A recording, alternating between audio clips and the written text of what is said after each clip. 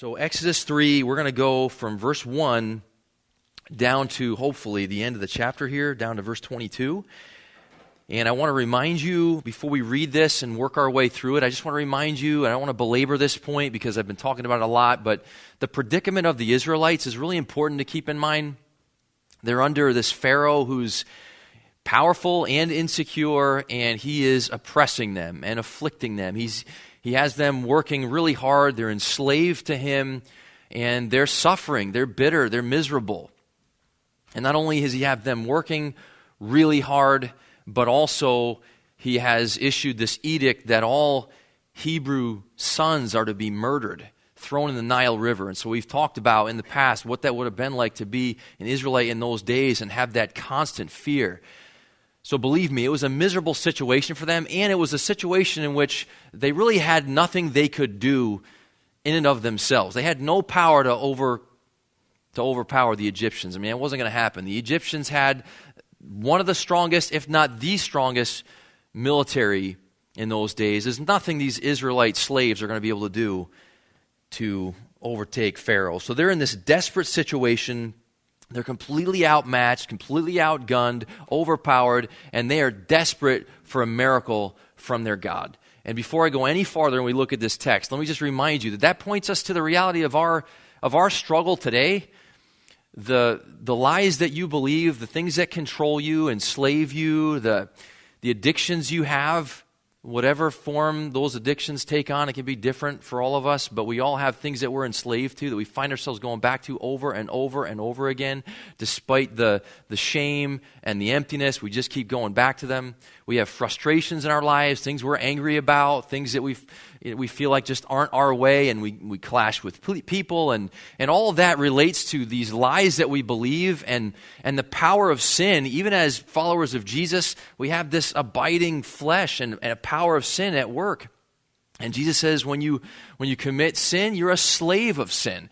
Well, all of that reminds us that we live in this state of kind of like duplicity, where two things are true. There's the new, the revived us in Christ, and then there's this old flesh. And at any moment, apart from the grace of God, that can overtake us and bring us down and cause us to bear the fruits, as Don refers to them, the fruits of a frustrated sovereign, all that ugly stuff that we feel and then it comes out of us and destroys relationships. All that happens because we are in and of ourselves weak, disabled, incapable when it comes to overcoming the flesh and its power. Our only hope is not inside of us, it's outside of us, it's our God. And that's what we see in the story of the Exodus, is God basically saying to his people, I see the predicament you're in.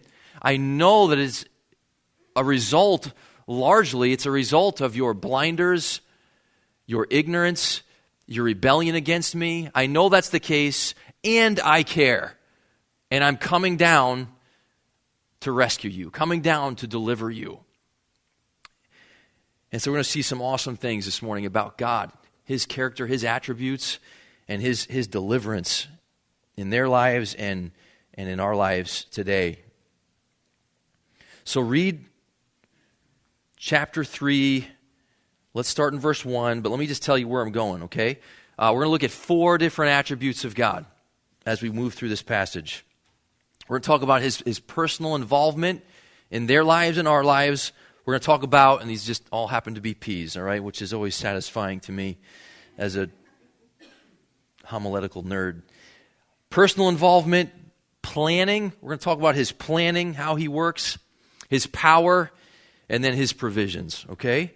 So start with his personal involvement. Verse 1, it says, Now Moses was pasturing the flock of Jethro, his father-in-law, the priest of Midian, and he led the flock to the west side of the wilderness and came to Horeb, the mountain of God.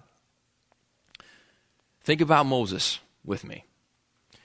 He has been in this area known as Midian for close to 40 years at this point, which means it was 40 years ago, 4 decades ago, that he was in Egypt and decided that he wanted to help his people. And if you remember, there was that story where he watched as an Egyptian was bullying a Hebrew, and he stepped in and he murdered that Egyptian and hid him and thought that he had gotten away with it. And he, at that point, no doubt was driven by this sense of motivation, thinking almost like he was to be this vigilante. He felt this connection, this kinship with his people. He knew that though he had been raised in Pharaoh's house and all the lap of luxury there, he had this sense of commitment to his people, and he literally stepped in and murdered an Egyptian, thinking, I'm sure, that he would be appreciated for that move that he made, and yet the Hebrews who saw it rejected him. They rejected him. So he fled, and he ends up in this place known as Midian. And now 40 years have gone by. He's basically a shepherd. He's tending to sheep. I'm sure questions in his mind. What am I even doing here? I mean, he's approaching 80. This is what his life has amounted to. Same thing. I mean, it's probably like Groundhog Day. Same thing over and over and over again, if you know that movie. Same thing. Day after day, week after week, month after month, year after year. In basically obscurity and just a shepherd. So here he is, okay? And he's in the wilderness, and he's got his flock out there, and things are about to get interesting for him. Verse 2, the angel of the Lord appeared to him in a blazing fire from the midst of a bush. And he looked, and behold, the bush was burning with fire, yet the bush was not consumed. So Moses said, I must turn aside now and see this marvelous sight, why the bush is not burned up. When the Lord saw that he had turned aside to look, God called to him from the midst of the bush and said, Moses, Moses. And he said, here I am. Supernatural, right? He's out there in the wilderness, in the desert, and he notices a bush on fire. Just for fun, I'm going to tell you this. Some of the commentaries talk about people who are critical of the Bible and the supernatural nature of it, or the things that are described, and they want to discount all that. So they try to come up with other theories. And they say, well, maybe this bush just had certain like red-colored leaves on it that were flowing. And I'm like, are you kidding me? Are you serious? But anyway, that's what people theorize. Look, this is a miracle, okay? God shows up. This bush is on fire. Why? A couple reasons. One, it catches Moses' attention. He's walking through the desert there, sees a bush on fire. That's kind of weird. So he's looking at it. Then he notices as it's burning, it's not consumed. You don't have to be a scientist to understand that fire needs fuel to keep going. But this fire just goes and goes and goes, and it's not the bush is not burning up. It's not like a normal flammable thing, and he's just drawn to it. He's looking at it, and God notices him. This is interesting too in verse 4. It's like God is just kind of watching him, waiting for him to zero in on the bush, and then speaks to him, Moses, Moses. And so which I feel like I need, like, I don't know, Morgan Freeman's voice or something to do justice to that, but God speaks to him. Verse 5, do not come near here. Remove your sandals from your feet, for the place on which you are standing is holy ground. The God of the universe, the creator of all things, the sovereign over all, is now meeting with Moses in the middle of the desert through this strange appearance of a burning bush, and is talking to him. Something really special about this. Tells him, take off your sandals. So think about this with me. Take off your sandals. It's just dirt, right? I mean, probably the flocks, sheep, whatever other animals he had, probably just walking all around there. And now this bush appears, and God speaks to him and says, take off your sandals and stand here. This is God saying, look, I'm here. I'm here with you. This little fragile bush that otherwise normally would have just burned right up is this expression of the living God, the self-sustaining God who needs no fuel from outside of himself to keep going, needs no source for his energy, self-sufficient. He's speaking to Moses, and Moses is standing there, and I'm literally, as I'm studying this, I'm picturing myself standing there with my shoes off, just standing there in the dirt.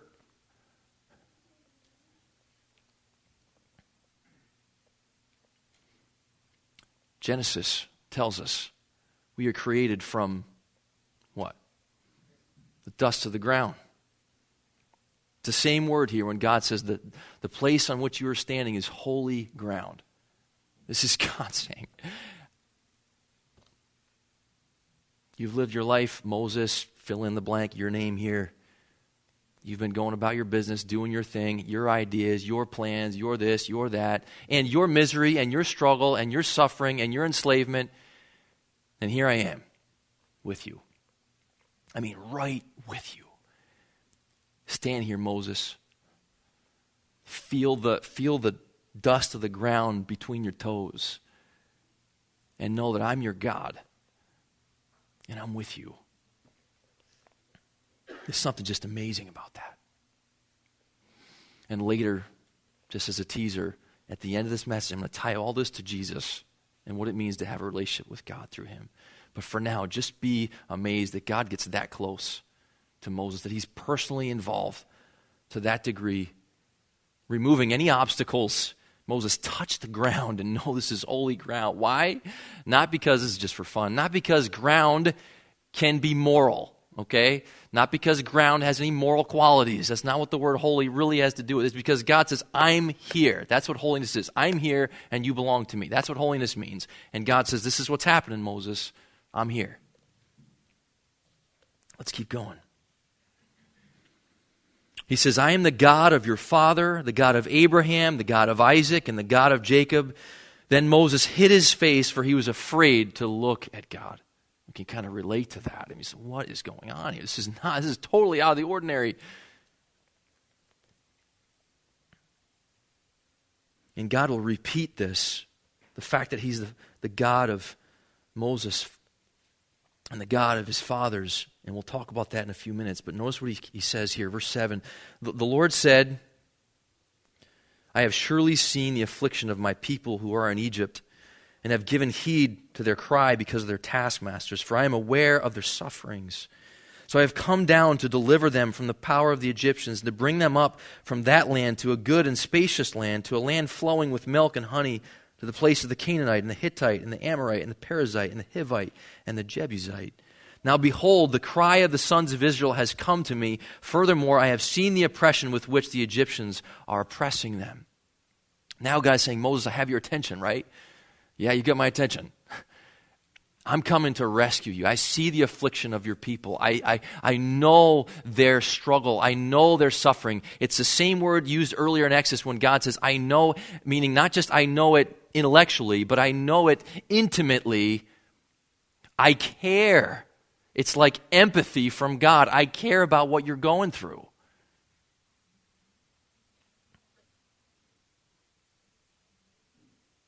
In your enslavement to anxiety, fear keeps you up at night.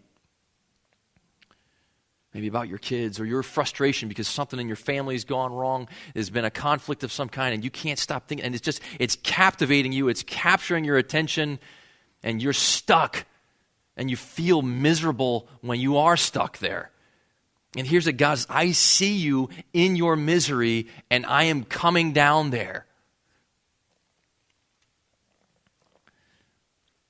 I know the oppression you're experiencing. I know the suffering. Keep going. Verse 10. Therefore come now, and I will send you to Pharaoh.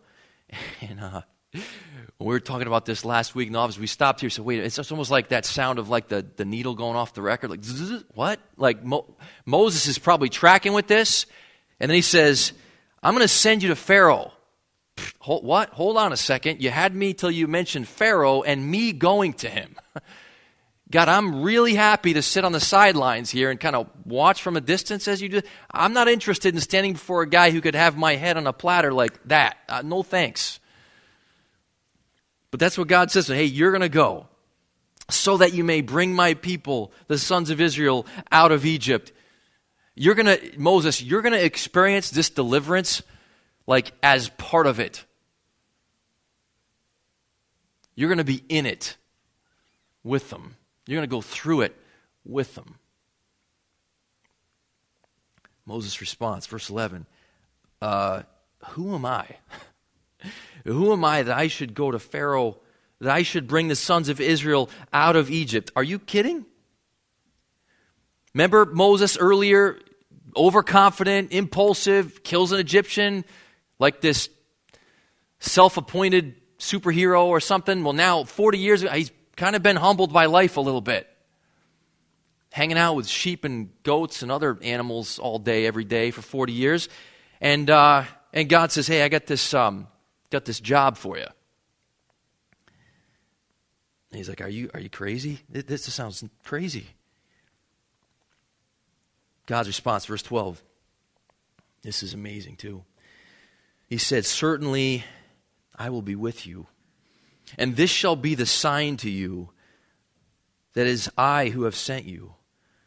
When you have brought the people out of Egypt, you shall worship God at this mountain. Now, God is going to display lots of power and signs and wonders. We're going to see them as we move forward in the text of Exodus. But here's what he's saying in this moment. He's saying, hey, Moses, there's a sign that I want you to be thinking about.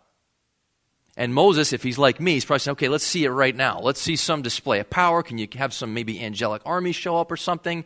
A little more than this tiny burning bush would be nice. I mean, what kind of power are we going with here, God? And he says, here's the sign.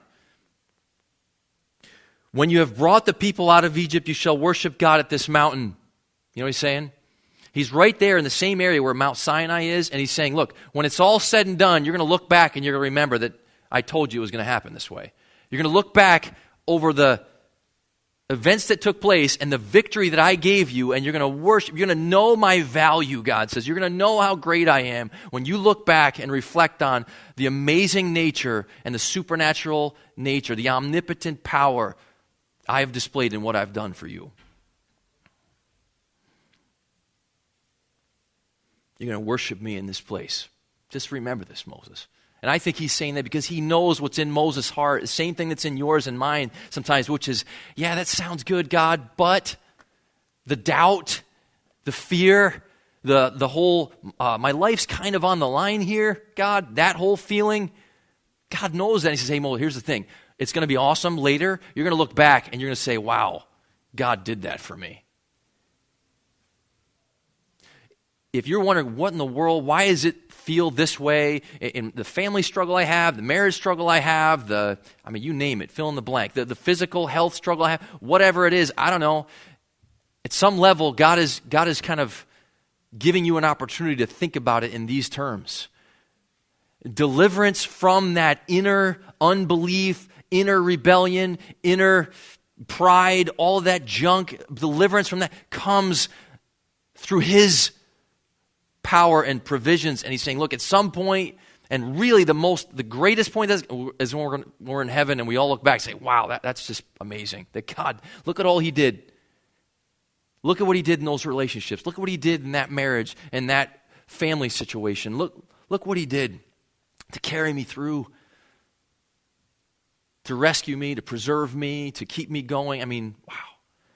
This is what He says, Moses, this is a sign. And you're going to see it later. And you're going to look back. And you're going to be blown away. Keep going. Verse 13. Moses said to God, behold, I am going to the sons of Israel, and I will say to them, the God of your fathers has sent me to you. Now they may say to me, what is His name? What shall I say to them? So think about, now he's picturing himself. So I'm going to go back to the Israelites and all their leaders, and I'm going to say, hey, God is going to do this great thing. And they're going to say, well, who's God who? I mean, it's been, by this point, centuries have gone by. God's been really quiet while His people were there in Egypt for close to 400 years. Who's this God? What are you talking about? Yeah, we remember kind of hearing about Abraham way back when, but what have you done for me lately? What? So he's like, what am I supposed to say? And God said to Moses, I am who I am. Verse 14. And He said, thus you shall say to the sons of Israel, I am has sent me to you. This term God uses for His designation, His name, His title, His I am, it's from the verb just the being God. the God who is. The God who always was, who is, and always will be. The being God, in contrast to the false, non-being gods. The real God. The God, as has been illustrated through the burning bush, the God who needs nothing. It's this great $40 theological term, the aseity of God, which speaks of Him existing from His own resources, needing nothing ever from anyone. That God. I am. Tell him, I am has sent me to you. Verse 15, God furthermore said to Moses, thus you shall say to the sons of Israel, and this too is remarkable here, the Lord, the God of your fathers, the God of Abraham, the God of Isaac, the God of Jacob has sent me to you. This is my name forever, and this is my memorial name to all generations. I mean, this literally goes from Abraham to you today. He's saying, Moses, look, I'm the God of your fathers. Think back. The stories you heard about Abraham and my involvement in his life, and his son Isaac and my involvement in his life, and his son Jacob and my involvement in his life. Moses, I'm involved in your life too. And I will always be involved in the lives of my people, all the way till right where we are today. You, me, same God. I am that God, involved.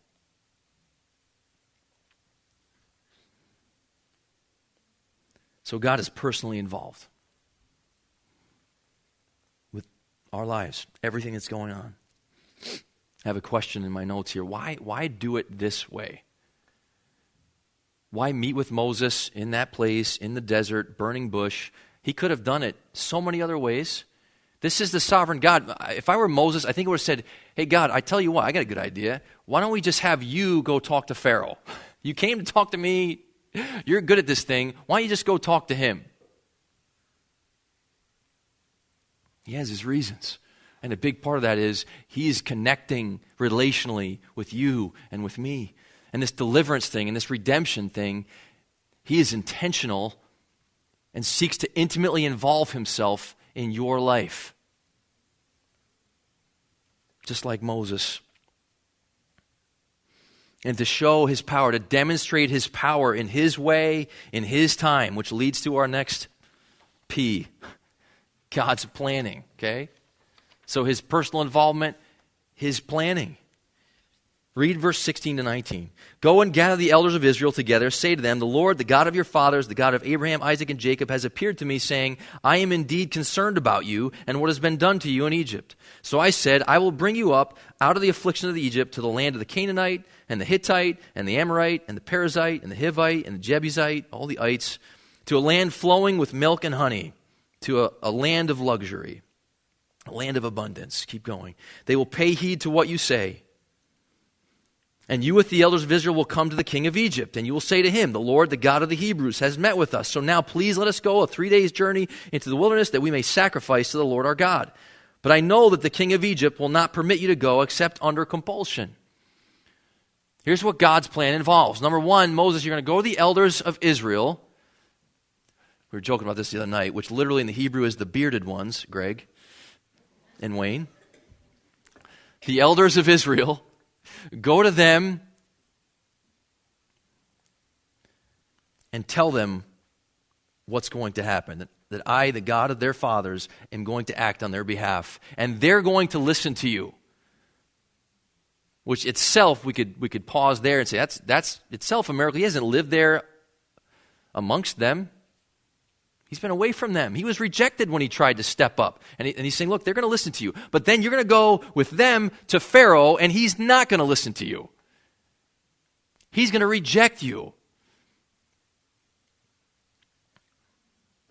So again, Moses keeps saying, okay, so I'm going to go talk to these guys. They're going to listen. Then you want me to go to Pharaoh, and he's not going to listen. So you're basically telling me I'm going to fail. Yes, that's what I'm telling you. You're going to fail. Can we skip a step?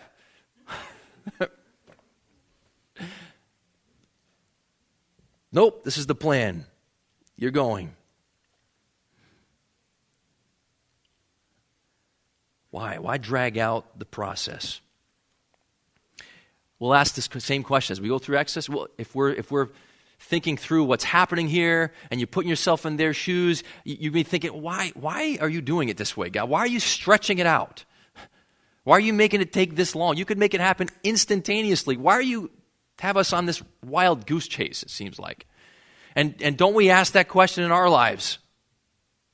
In a variety of ways. It just seems like, why are we along for the ride, up, down, here, there? Can't we just get this thing over with whatever it is, whatever the struggle is, whatever the frustration is, whatever the enslavement is? He says, I have a plan. I'm writing the story of your life. It's going the way I want it to go. The pilot's on the planes. Sit back, relax, enjoy the ride. So easy to say. All right, his provisions. Look at this. Sorry, I skipped one. His power. We got to look at that first. Go back for a second to verse 8 of this chapter.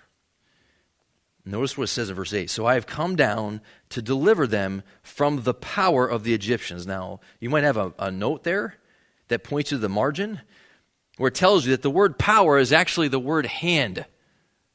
He says, I'm coming down to deliver you from the hand of the Egyptians. With that in mind, look at verse 19.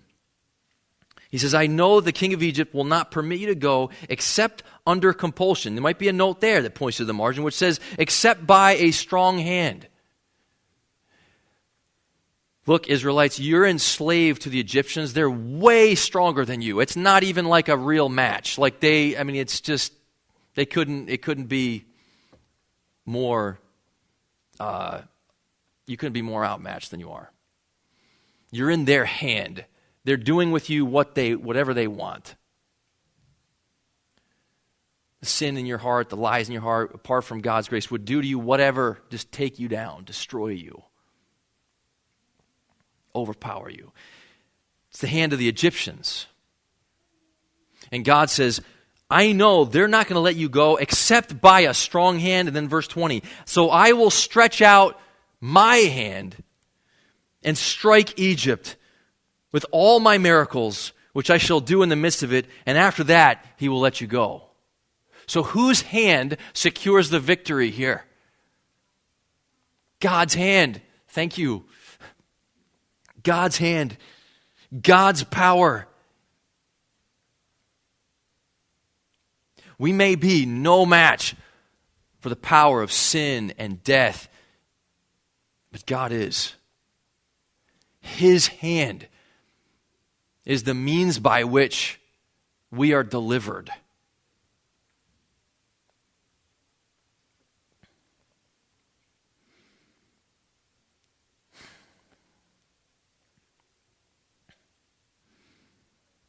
Finally, his provisions, 21 and 22. I will grant this people favor in the sight of the Egyptians. And it shall be that when you go, you will not go empty-handed, but every woman shall ask of her neighbor and the woman who lives in her house articles of silver, articles of gold, clothing, and you will put them on your sons and daughters. Thus you will plunder the Egyptians. You will plunder them. Just like any army who overtakes another army would plunder all their stuff, take the best of their stuff, their gold, their silver, their garments, their animals, their livestock, all that. He's saying you're going to plunder them because of the victory I've given you. In fact, they're going to be begging you to leave, and they're going to say, hey, just take this. Just get out of here. Just you and your God and whatever the heck is going on, just please leave. And this goes back to the promise long ago to Abraham when he says, Abraham, I'm going to lead you, I'm going to make of you a great nation, and your people are going to be in a land that is foreign to them, where they're going to be enslaved and oppressed. And he says, and I'm going to bring about this victory. I'm going to judge that nation you're enslaved to, and then you're going to go out with more possessions than you had before you went in. Before you were, even when you were flourishing and thriving in Egypt and all of that abundance you were enjoying, you're going to have even more. I'm going to provide for you. He had made that promise hundreds and hundreds of years earlier. And now he says to Moses, this is what's going to happen. You're going to leave and you're going to experience my provisions. I'm going to give you things that you could not get for yourself. It's going to be a gift of grace to you. It's going to be all a result of my power.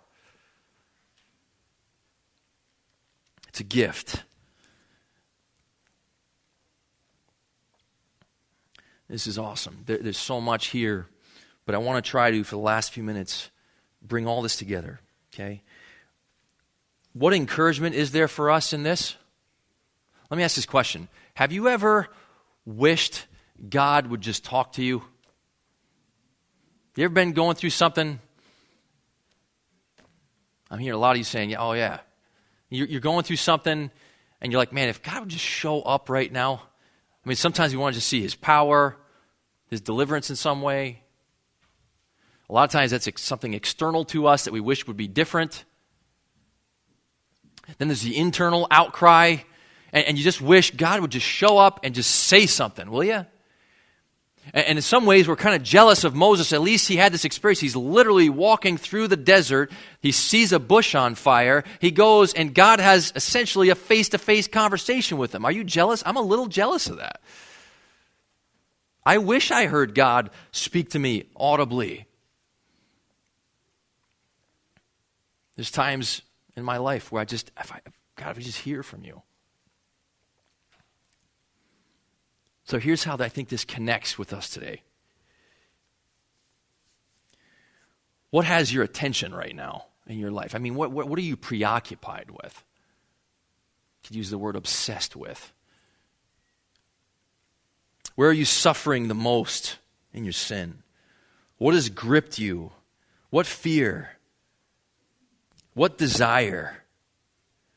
What relationship? What is making you angry? Like really angry. And like not just one time, but I mean like routinely angry.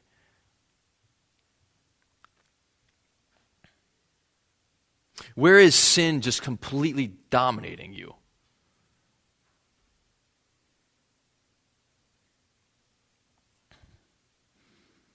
What this text tells us, the God who describes himself as I am, who was and is and always will be, who is not way up there and us way down here. But whether we see him or not, is every bit as involved in our lives as he was in Moses' life and the lives of his people back then. That God, the great I am God,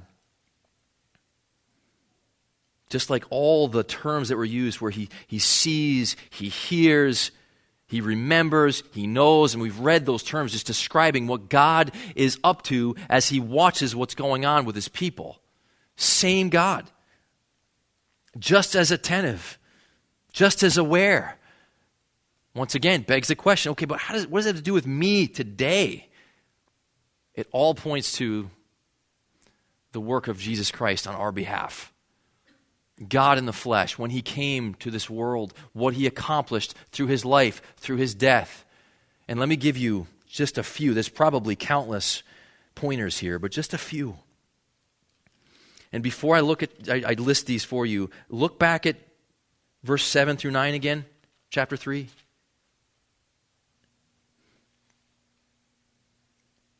The Lord said, I have surely seen the affliction of my people who are in Egypt, have given heed to their cry because of their taskmasters, for I'm aware of their sufferings.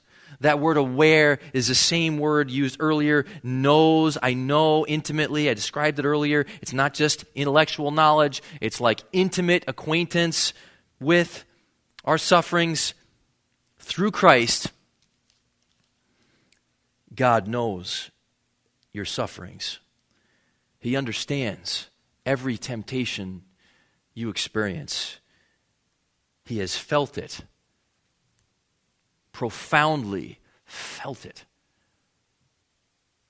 He has felt even the sense of darkness and despair, the misery of it. Though never having committed sin, never having given into it, felt the enticement of it. The enticement of the lies that said, God doesn't care about you. Remember when he's in the garden, he says, God, let this cup pass from me. That's him feeling it. And in the next statement, he is overpowering it when he says, yet not as I will, but as you will. You see, he feels that. He knows you're suffering. I'm telling you, there is nothing more valuable and more necessary for us than in those moments of temptation and sin, and even after we've already succumbed to sin, than knowing God knows what you're experiencing and he actually cares.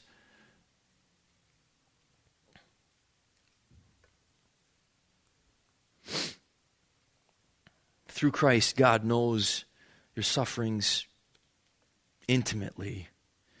Through Christ, God has come down to deliver you. It uses that language in verse 8. So I have come down to deliver them. Through Christ, God has come down to the point where he is literally touching the soil of this earth, living in our place, dying in our place,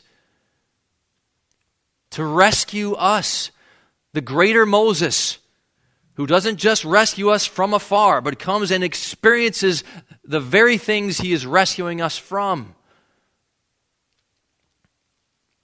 In this fallen, fragile world, he goes through it. I don't know of any other God, supposed little g, who even holds a candle to this magnificent light of the true God. The I am God who says, I'm coming in human flesh. The infinite God in little finite, Christmas is coming up, right? Little baby boy in weakness and dependence. It's mind-blowing. Nobody would make this up. There's so many, increasingly, there are increasing numbers of agnostics. Well, I don't know. Maybe he's there, maybe he's not. And even those who are so bold as to say there is no God. From a natural standpoint, since there's not God speaking to us or making things float in front of us or whatever types of evidences we want, look, I get it. I don't know how to account for this stuff. I don't think a human mind would ever come up with this. This God who, okay, maybe if he's there, he's just kind of way out there. He's like the watchmaker, gets the thing going and just leaves it be. The story this is presenting is a God who is in the world that he's made. And not just was, the Spirit of God is here in us. Was here through Christ, and now through his Spirit, Jesus says, I'm going to leave and he's going to come. God's not abandoned you. Remember he says that? He's not left you. He's not forsaking you. He's with you still. Through Christ, God has come down to deliver us. Keep going in verse 8. I have come down to deliver them from the power, the hand of the Egyptians. Through Christ, God has come down to deliver us from the power, the hand of, and I'm going to say, self. Because that's what the Egyptians represent. Self, sin, lies, slavery, bondage, oppression, misery, bitterness. All those terms are used. Self. God came. Remember we said earlier, who's going to rescue them from the hand of the Egyptians? Not their own hand. Not the hand of some other people group. The hand of God. The same token, who delivers us from sin? God. Apart from him, you're no match for it. It's a joke to think that we are. We've all lived seasons of self-righteousness. Think, well, we're just kind of going, hey, we're kind of got this thing. We're doing pretty well. You're just in another kind of sin that you don't realize. If you're going to really be free, if you're really going to have love, joy, peace, patience, the fruit of God's Spirit. The fruit of whose Spirit? The fruit of God's Spirit. Who does it? God does it. Is it by effort? No. We're looking at Ephesians this morning. Look, you were dead. I made you alive. Get up. Why? Because you can get yourself up, pick yourself up by the bootstraps, lean in, grit your teeth, really get it done? No, because God has come to deliver you, period. Get up, walk, eat. Here's bread, here's water, drink it. Be sustained. The self-sustaining God, I'm here to sustain you. Through Christ, God has delivered us. He's forgiven your sins. He's already set you free from them. One day we're going to know it, full freedom on the other side. It's going to be awesome. Through Christ, God has given us the infinite value of spiritual life in relationship with Him. And along with that, listen to this, along with that, has thrown in everything of this world. And here's what I mean. Remember back in Matthew 5, in the Beatitudes, Jesus says, I think it's the meek who will inherit what? Inherit the earth. Here he says, hey, you're going to plunder the Egyptians. You're going to take all their stuff and you're going to, and not in this life, but in the next, God says, you're going to have a perfect existence in a new earth that I've made for you, and everything's going to be absolutely fantastic. You're going to be richer than rich.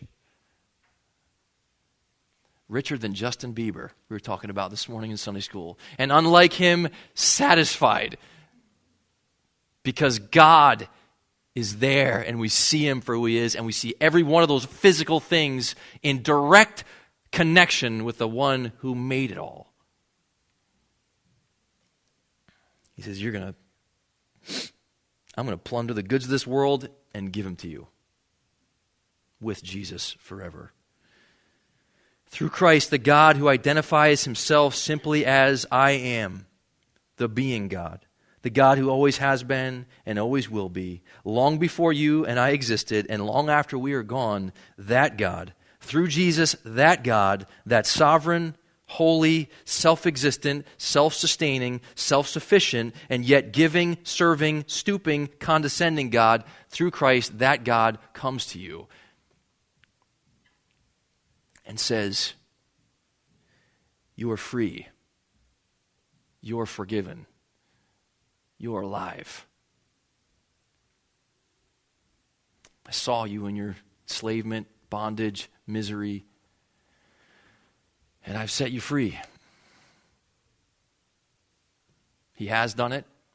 It is finished. He is doing it. He's applying the it is finished to you day by day by day as we go through our wilderness wandering. And one day we will all know it in fullness, in unmistakable fullness on the other side when we're finally home.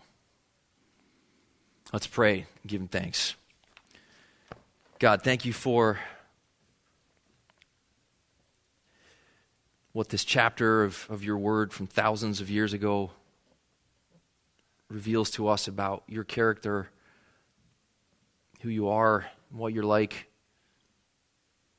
God, in this moment of clarity, we all confess to You that we have belittled You, we've ignored You, we still ignore You in our day-to-day, and we suffer as a result of that. All different forms of bondage and enslavement. And You don't turn Your back on us. You don't abandon Your people. We forget You. You don't ever forget us. You remember. You attend to us. You're aware of us, and You're intimately acquainted with all of our ways, and You're active in our lives. And God, I pray for my brothers and sisters here this morning as we go into another week, knowing that there's going to be temptation, there are going to be seasons of darkness where we're forgetting You and we just feel maybe hopeless or angry or frustrated or whatever. God, would You please bring back to our memory these truths about Your involvement in our lives, that You care, that You're not detached, that You're not unconcerned, that You care,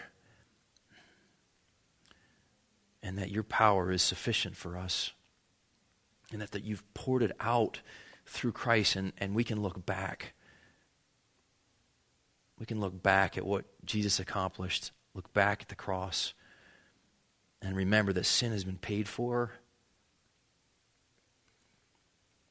It's washed away, that He took death for us and made us alive. God, would you revive us in those truths this week and help us in our relationships with each other to point one another to these truths too. And help us to be patient,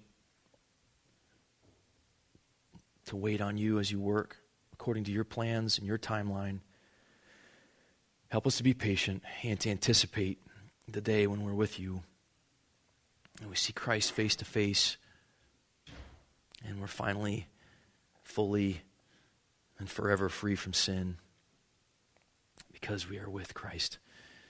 Thank you for all these truths and what you revealed to us this morning. Thank you for loving us. Thank you for the relationships we have with each other in which we can share in that love. And it's in Christ's name I pray. Amen.